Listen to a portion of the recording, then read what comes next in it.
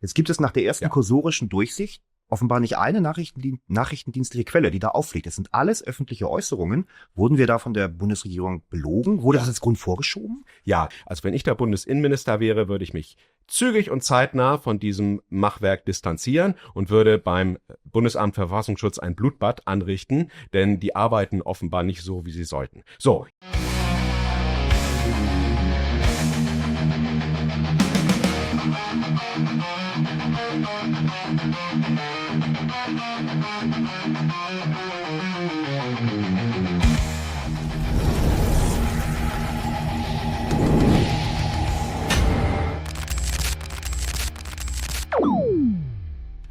Hey Leute, willkommen in der Realität. Der Verfassungsschutz stuft jetzt alles als extrem ein, was nicht ins rot-grüne Weltbild passt. Und Nancy Faeser steht dabei ganz vorne. Das neue Gutachten ist kein Schutz für die Verfassung, sondern ein Angriff auf die Meinungsfreiheit. Und wenn man sich diese absurden Maßstäbe anschaut, dann fragt man sich, wären sogar Eidkanzler wie Helmut Schmidt heute verdächtig? In dieser Sendung nehmen Staatsrechtler und Journalisten das Gutachten auseinander und zeigen, wie tief der Staat bereits politisiert wurde. Auf geht's! Konnten Sie sich schon einen ersten Eindruck von diesem Gutachten machen?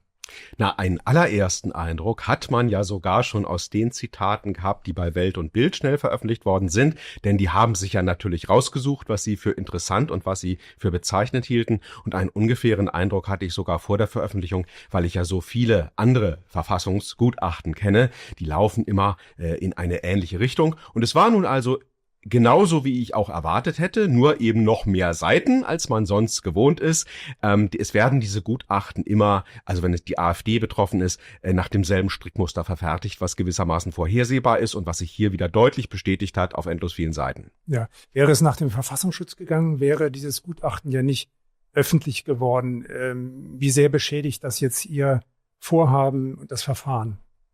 Also das Verfahren wird dadurch nicht beschädigt, sondern es ist jetzt eben eine öffentliche Aufmerksamkeit da. Das heißt, die Gerichte, Verwaltungsgericht Köln als Ausgangsinstanz, die stehen jetzt auch nochmal unter einer anderen Beobachtung. Ansonsten würde ja gelten, dass zwar die betroffene Partei Einsicht nehmen kann. Wir hatten ja öffentlich auch noch von dieser seltsamen Anordnung gehört, dass die AfD selber, also die Prozesspartei, die hätte nur Einblick nehmen dürfen in das Gutachten im Beisein ihrer Rechtsanwälte, sozusagen unter Aufsicht, ja, dass die da nicht Fingerabdrücke reinmachen oder so. Und das war natürlich besonders albern, da ja der Öffentlichkeit bereits bekannt war, Spiegel und Welt hatten offenbar den Volltext und Bild-Zeitung sowieso.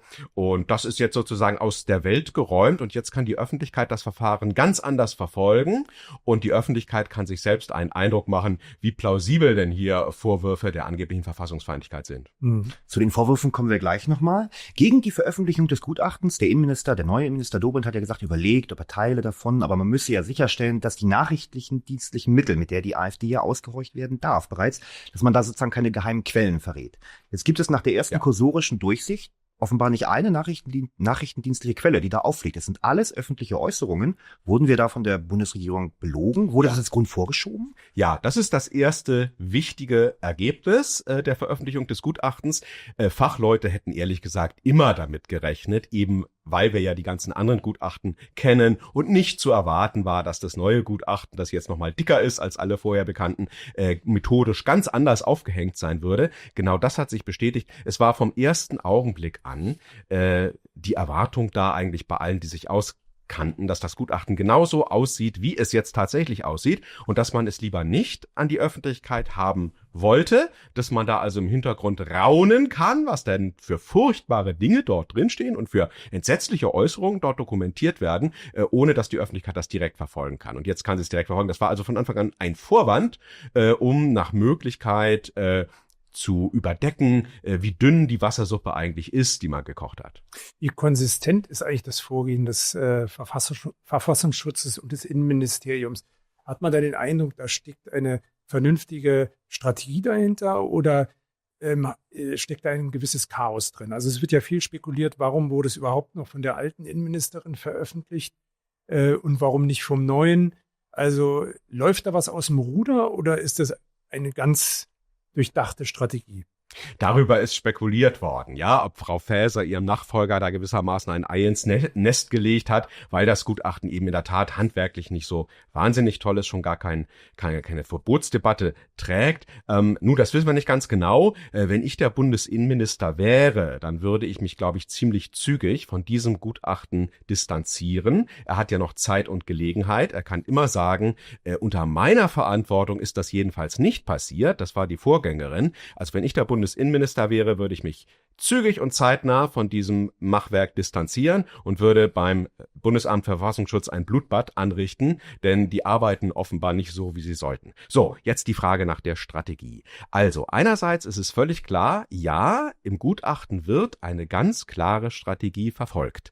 Es ist eben nur nicht absolut nicht die Strategie, die von Verfassungswegen verfolgt werden müsste. Von Verfassungswegen müsste man objektiv und ergebnisoffen und immer im Hinblick auf eine spätere, sehr kritische Prüfung durch das Bundesverfassungsgericht prüfen, ob die Merkmale der Verfassungsfeindlichkeit gegeben sind. Das sind relativ enge Merkmale. Man müsste den inneren Wesenskern des Grundgesetzes abschaffen wollen. Eine Partei müsste sich programmatisch, systematisch, prägend und außerdem kämpferischerweise dazu bekennen, entweder die Menschenwürde als solche oder den Rechtsstaat als solchen, das heißt die Existenz von unabhängigen Gerichten, oder aber die Demokratie als solche, also die Möglichkeit, die Regierung notfalls abzuwählen, den grundsätzlichen Zwang zur Legitimierung gesetzgeberischer Entscheidungen in Mehrheitsentscheidungen, das müsste man direkt abschaffen wollen. Und dazu findet man praktisch nichts in dem Dazu Gutachten. findet man nichts, sondern die Strategie, die dem Gutachten zugrunde liegt, es ist eine Strategie da, ist eine ganz andere. Die Verfassungsschutzbehörden sind erkennbar und seit Jahren, um genau zu sein, etwa seit 2017, darauf fixiert, der AfD dasjenige nachweisen zu wollen, was in der NPD-2-Entscheidung des Bundesverfassungsgerichts von 2017 zur Feststellung der Verfassungsfeindlichkeit der NPD, die inzwischen die Heimat heißt, geführt hat. Und das war ganz konkret ein Umstand, dass die NPD dort eine Art Broschüre hatte. Das war eine interne Broschüre, die sich an Mandatsträger richtete. Und was in dieser Broschüre konkret drin stand, das ist gar nicht so leicht zu sagen, denn sie war uneindeutig formuliert. Jedenfalls wollte sie wohl darauf hinaus, dass man die Staatsbürgereigenschaft von Deutschen, die zum Beispiel türkischer Herkunft sind, deren Eltern, Großeltern, Urgroßeltern mal naturalisiert worden sind und die deswegen Deutsche sind, obwohl sie natürlich noch türkische Namen haben, dass man diese Staatsbürgerschaft, das war unklar, entweder zu entziehen gedenkt oder dass man andererseits sogar sagte, wir müssen die denen gar nicht entziehen, wir machen gar kein Verwaltungsverfahren, wir erkennen die einfach so nicht an. Ja, wenn die sozusagen die falsche Herkunft haben, sind das gar keine Deutschen, egal was im Pass drin steht. Das eine oder das andere. Und da hat das Bundesverfassungsgericht gesagt, wenn das in völlig pauschaler Weise ausgesprochen wird, ohne irgendein Ansehen des Einzelfalles, dann würde es in einem starken Spannungsverhältnis zur Menschenwürdegarantie des Grundgesetzes stehen. Und das will man jetzt der AfD unbedingt nachweisen, das ist der allererste Versuch.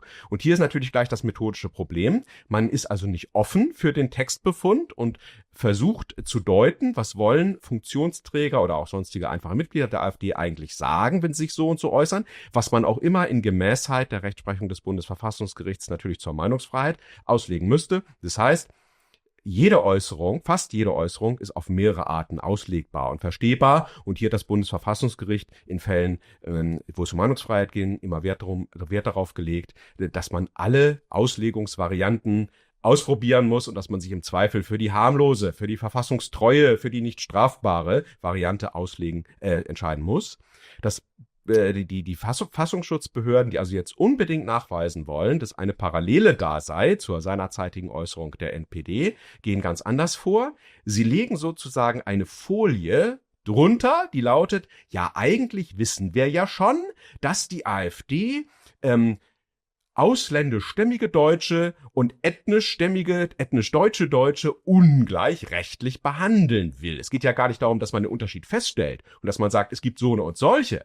Man kann euch ruhig sagen, nicht alle, die eingebürgert worden sind, sind zu Recht eingebürgert worden. Nein, es geht einzig und allein darum, dass man zwei Gruppen von Menschen ohne Ansehen des Einzelfalles unterschiedlich behandeln will. Das wird als Folie drunter gelegt, das wissen wir ja eigentlich schon. Und dann werden alle möglichen Äußerungen, die per se ganz harmlos sind, dahingehend ausgelegt, dass ja eigentlich im Hintergrund zumindest heimlich genau dieser Plan der unterschiedlichen Behandlung von Passdeutschen und Biodeutschen sozusagen gemeint sei. Ja, das ist sozusagen die Methode korrektiv. Es werden Tatsachen mitgeteilt, die als solche banal sind, und dann wird dazu gesagt, ja, aber was die heimlich denken, wenn sie solche banalen Dinge aussprechen, das sagen wir euch jetzt. Also das ist dieser ominöse ethnisch abstammungsmäßige Volksbegriff, von dem der Verfassungsschutz hier spricht, Ja. und wo er behauptet, also das würde also verfassungswidrig von der AfD vertreten. Ja, man spricht normalerweise vom ethnokulturellen Volksbegriff.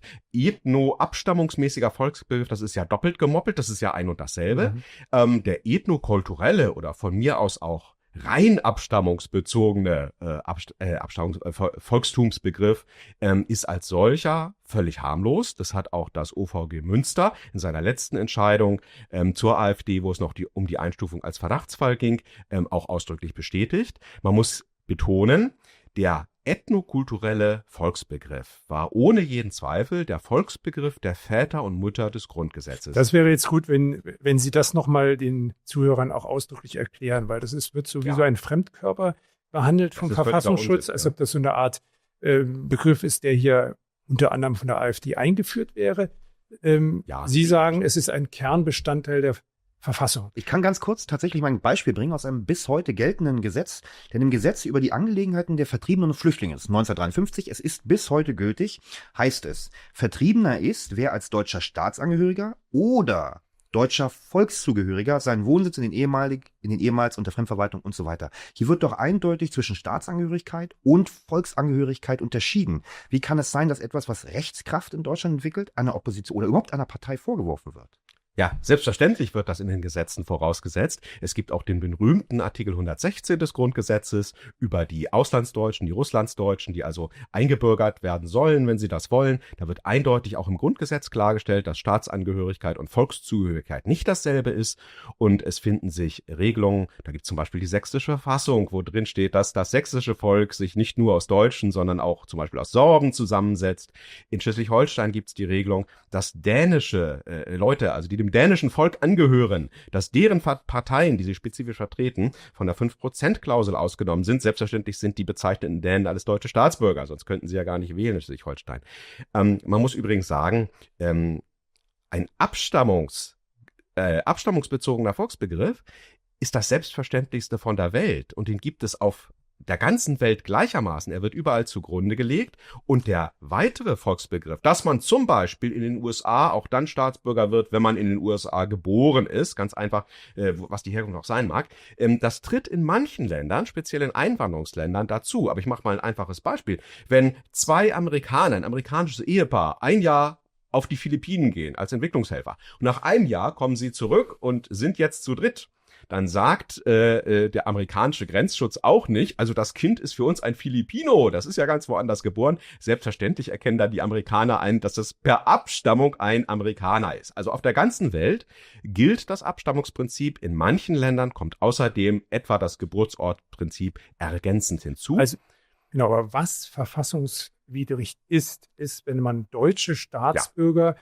zweiklassig behandeln möchte. Wenn man zum Beispiel politische Positionen vertritt, dass man sagt, es gibt irgendwie, sagen wir mal, Biodeutsche, die sind höherwertiger und haben mehr Rechte, mehr Rentenansprüche oder Ansprüche auf Sozialleistung als deutsche Staatsbürger, die in erster, zweiter, dritter Generation zum Beispiel aus der Türkei kommen. Solche Positionen sind verfassungswidrig. Und da ist die Frage, kann der Verfassungsschutz da der AfD etwas nachweisen? Ja, einzig allein das wäre verfassungswidrig. Die Feststellung, dass nicht alle Deutschen auch deutscher Herkunft sind, die Feststellung, dass es da vielleicht gewisse Unterschiede gibt, die ist völlig harmlos, ja. Der ethnokulturelle Volksbegriff ist ohne jeden Zweifel der Volksbegriff der Väter und Mütter des Grundgesetzes gewesen. Die haben vorausgesetzt, dass es ein deutsches Volk im ontologischen, das heißt im seinsmäßigen Sinne gibt, was erstmal so da ist, was ja nicht heißt, dass nicht andere eingebürgert werden können. Und dieses deutsche Volk wird dann im Grundgesetz als verfassungsgebende Gewalt vorgestellt, in der Präambel und auch im Artikel 146. Also der ethnokulturelle Volksbegriff oder der abstammungsbezogene Volksbegriff als solcher ist völlig harmlos. Er liegt sogar dem Grundgesetz selber zugrunde, kann also nicht verfassungsfeindlich sein. Verfassungsfeindlich ist einzig und allein, wenn ich von der Staatsangehörigkeit in deren Rahmen erstmal jeder Bürger natürlich gleiche Rechte hat. Wenn ich da abstrahieren will und sage, es gibt so und solche Staatsangehörige und manche Staatsangehörigen sind keine richtigen Staatsangehörigen.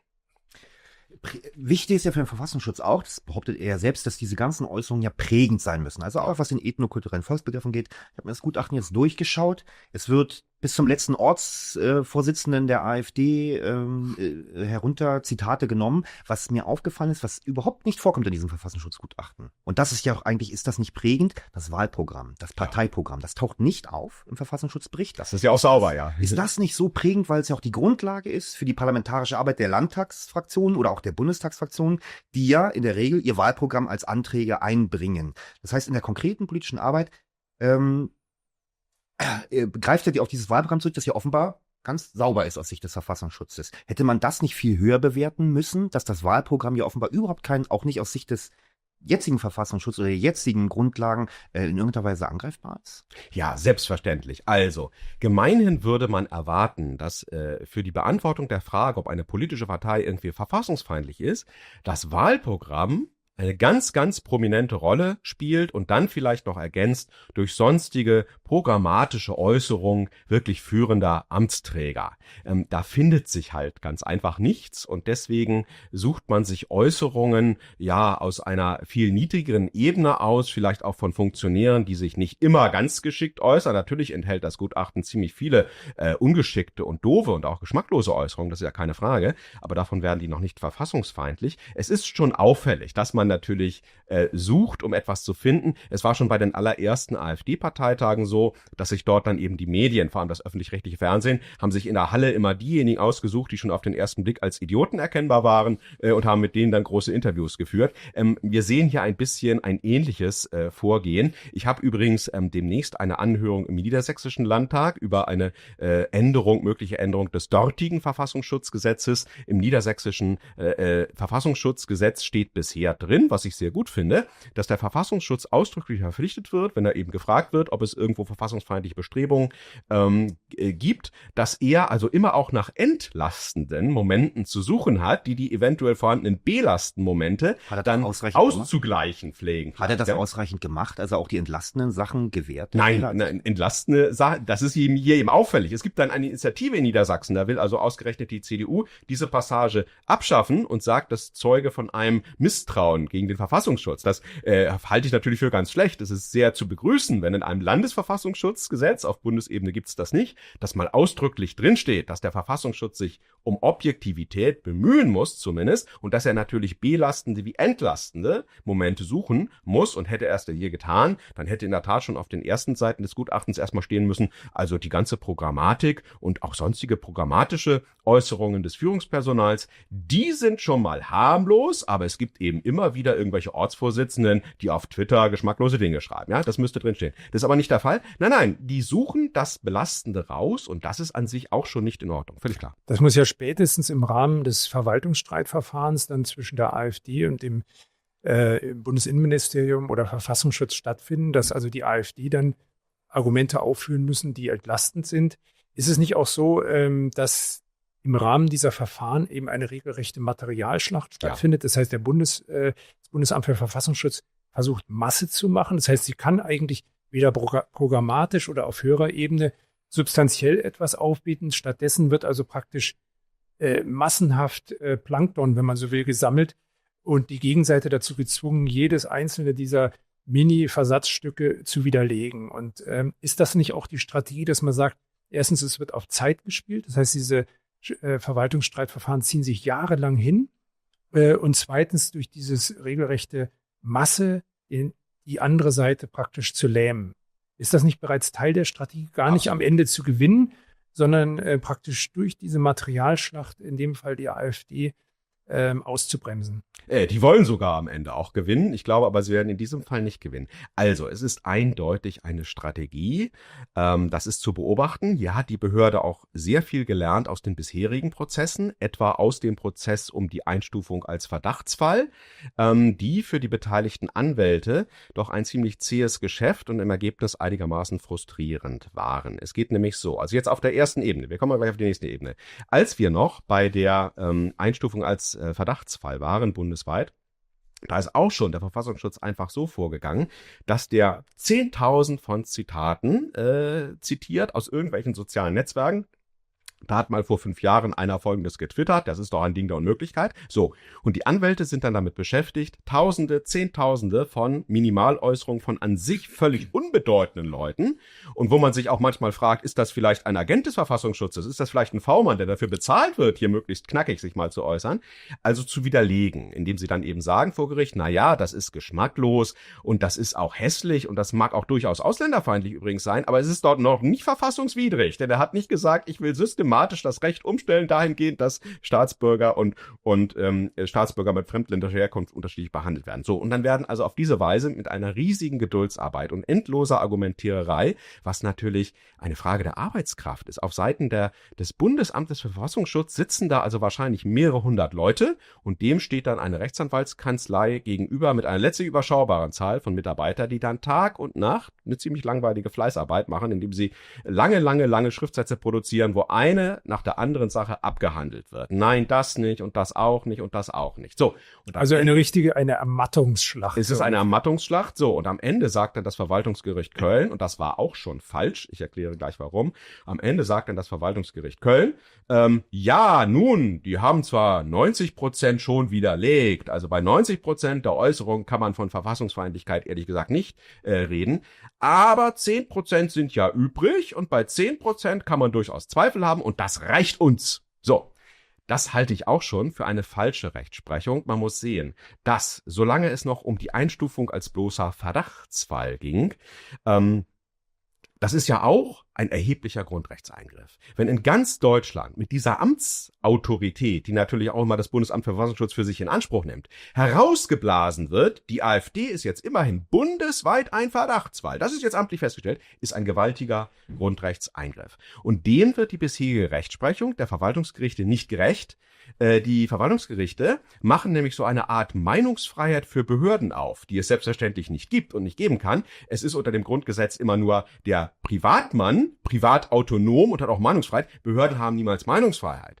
Also ein so erheblicher Eingriff in Grundrechte, wie er schon mit der Einstufung als Verdachtsfall verbunden ist, der müsste eigentlich als Voraussetzung rechtliche Richtigkeit und Erweisbarkeit haben. Danach haben aber die Gerichte, also bisher Verwaltungsgericht Köln und Oberverwaltungsgericht Münster als Berufungsinstanz, Bundesverwaltungsgericht ist noch offen, ja nicht gefragt, sondern die haben letztlich nach Vertretbarkeit gefragt. Die haben gefragt, ist dieses Urteil der Behörde Verdachtsfall, erscheint das als noch vertretbar? Und haben das durchgehen lassen, eben mit dem Argument, also 10% von dem, was sie vorgelegt haben, ist zweifelhaft. So.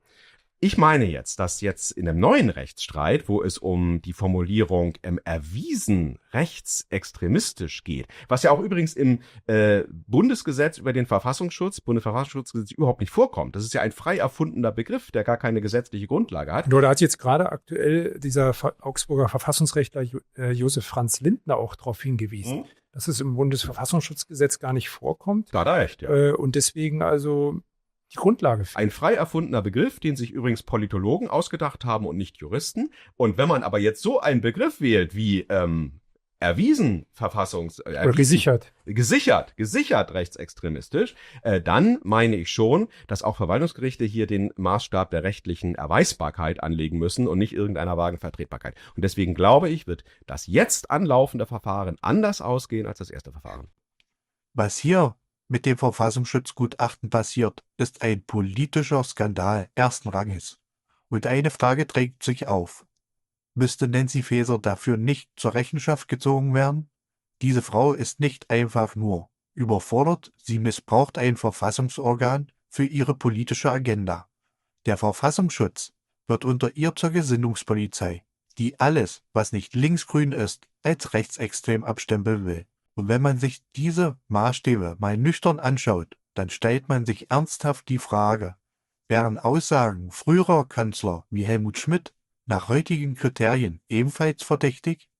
Wenn selbst kluge, migrationskritische oder patriotische Worte aus der Nachkriegszeit heute als extremistisch gelten sollen, dann ist dieses System krank. Und was macht Faeser? Sie schweigt oder sie klappt sich selbst auf die Schulter.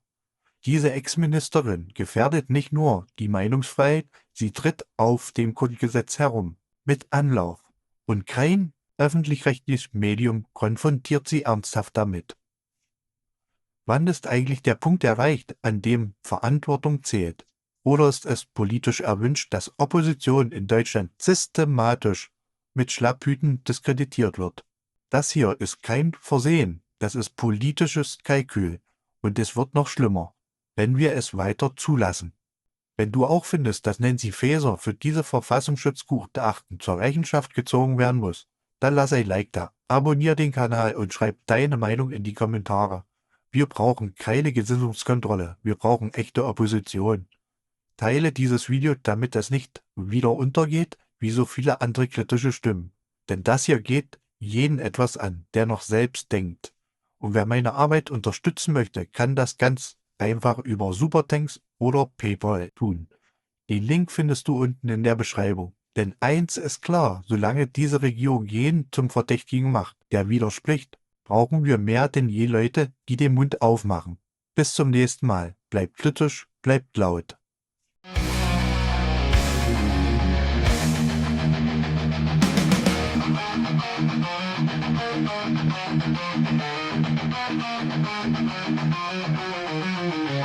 Thank you.